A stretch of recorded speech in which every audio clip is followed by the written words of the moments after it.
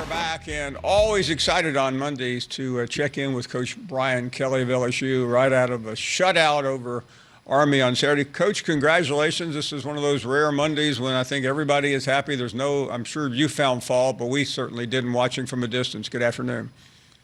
Thanks, Paul. Yeah, we're always micromanaging. We'll always find something. But no, it was nice to get a shutout, and certainly playing West Point and Army is such a thrill for our fan base, and it's never happened before in Tiger Stadium. So it was an honor to be able to be part of that, the pomp and circumstances, and having our governor there. It was just a great evening.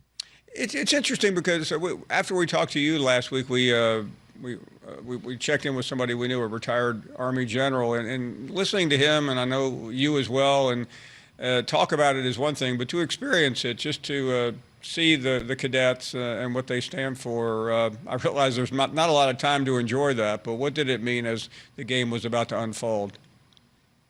Well, I think the first thing that you're struck by is just all the military personnel, and certainly, the generals and the colonels and majors and just the cadets themselves being there and being part of the game day atmosphere just strikes a different chord, because that these young men are certainly the best and the brightest and great leaders, and they're going to go represent and protect our country. So you just get a different feeling. There's just a different vibe, and having been part of this game so many times against Navy and Air Force, and again, Army, I just have a deep respect for these student athletes and what they have to do all week just to get to Saturday.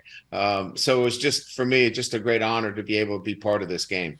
And Coach, from a football standpoint, you sandwich that in, between SEC games, especially the one coming up after the bye week. What does an afternoon, or actually an evening like that, do for your team?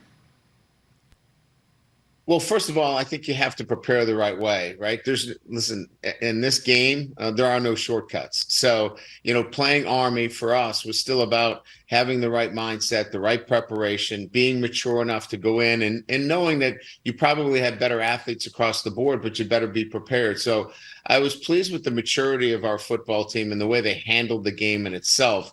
And then obviously you get a chance to play a lot of players, and your veterans and starters get a chance to, obviously root on some of the guys that, put in a lot of time and effort as well. So it creates a great morale. The camaraderie is great. You're able to celebrate a victory. And now, we go into this, bye week where we can focus on some of the things that we haven't done as well. And, we're making some progress on defense. We can continue to build on that this week during the bye week. And then, obviously get ourselves ready for the last 4 weeks, which are obviously going to make or break our season. Coach, how do you map out this week in relation to the next week, which is a critical game, to put it mildly?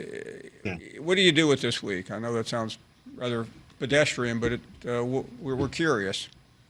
Yeah, so today we'll close the book on Army. We'll go through the film study, grade it, talk to our team about what we need to do better, what we did well and what we learned from the game. And then we'll get a couple of days on the field where we'll be really specific about some of the things that we need to be better at. And so this last kind of 36 hours for our staff has been kind of self-scouting, some things that we need to be better at. We'll go out, we'll practice on Tuesday and Wednesday. Thursday we'll condition, go in the weight room. And then we'll have some recovery over the weekend where our guys get a chance to recover, and then add an extra bonus day on Monday in terms of preparation for Alabama. So a little bit of both, right? You get to work on yourself, work on your own technique, work on some of the things that haven't gone as well as you need to have them go. Train your football team in the weight room, make sure that they're recovered properly, and then get to work on your next opponent in Alabama and try to do that while you're also recruiting. We'll have the staff on the road and during this evaluation time, certainly recruiting as well. We're talking to Coach Brian Kelly. Coach, I realize we talk about the players all the time and their mental well-being. From a coaching standpoint, I I know the grind is relentless. Do you feel a little more relaxed this week knowing there isn't a game Saturday? I think, relax. I don't know if there's ever a word relax I'll when you have retract that word. 150, yeah, exactly. 115, 18 to 21-year-olds. But your schedule is so much more set in terms of what to expect from day to day. So I think it's really planned out. The week is planned out a whole lot easier for you. And you just kind of go through it that way. When you're in game week preparation, there's so many uncertainties. You don't know did you get somebody injured in practice? Do you need to make some adjustments, as you go through the week? This is much more of a constant. You kind of know what's coming from day to day. I realize it's a question for next week, but I can't resist a quick look ahead. You can't help but be familiar with your next opponent, even though you're not preparing for them yet. You're always preparing in a sense. But what are your early thoughts on what you'll see in Tuscaloosa in 12 days? Well, I mean, we start with the obvious, right? I mean, just a well-coached football team in all three phases. I think the quarterback in Milrose is really much more comfortable within the offensive structure.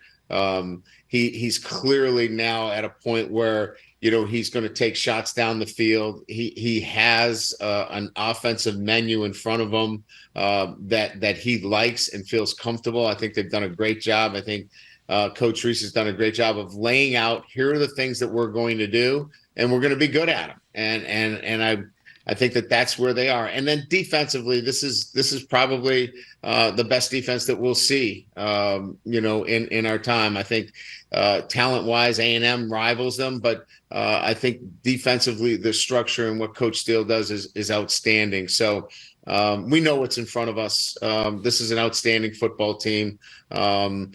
Coach Saban has certainly got this team playing very, very well, and it'll be a great football game in Tuscaloosa. Yeah, we'll spare you the Tommy Reese questions this Monday. There'll be enough of them next week about somebody you're all too familiar with in every imaginable way. So let me talk about your quarterback, not your former quarterback, and that is Jayden Daniels after yet another brilliant Saturday night.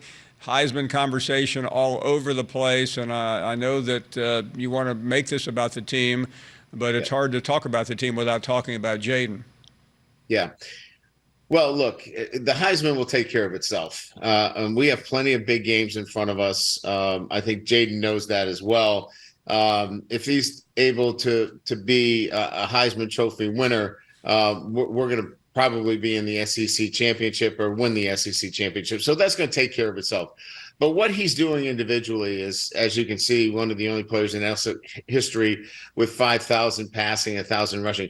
What he's doing more than anything else is getting the football to his playmakers as well, whether it's the running game and making great decisions there, pushing the ball down the field vertically, or running the football when he needs to run it. He's a triple threat. And when you have that at the quarterback position, it allows you to be in every game you play. He's playing at an elite level. He made a throw the other night to Brian Thomas when he was full speed moving to his right. He was able to square up his shoulders and throw the ball down the field. Most of the time that ball goes out of bounds or is overthrown. He is at that high of a level from a skill point. I haven't seen anybody play at this level. It's fun to watch. Nussmeier got in and had a nice game too. I'm sure that makes you feel a little more comfortable with the way quarterbacks go these days. No doubt. And we knew about Garrett. It's just he hasn't played a lot, certainly this year. We've been in some battles in terms of needing to score points. But, Garrett's a quarterback that we believe, he's got 2 more years after this year that he can lead us to a championship as well. He's got incredible talent. It's just a matter of, getting him on the field and getting him some playing time. But, he threw a ball to Malik Neighbors that not many guys can make. And we're just excited that he's a Tiger. Coach, not to get into your own life, but Saturday you will not have a football game for the only time all season. Will you try to take a slight break, or will you be grinding, watching games, and doing the normal coaching things other than coaching? No, I mean, it'll be fun. I'll get a chance to recruit, but Saturday I'll get a chance to see my youngest son play for the first time. He's where I started my career at Grand Valley State. He plays linebacker, so I'll get a chance to go up and watch him play. You know, one of the tough parts about this business is you don't get a chance to see your own family play, and I haven't got a chance to see my son play. So I'll fly up to Michigan and get a chance to see my son Kenzel play, and I'm really excited about that. How cool. That has to be a great experience, especially as you're in the midst of a season. Coach, always enjoy it. Thanks so much, and I hope you have a great week. Thanks, Paul. Thanks for having me on.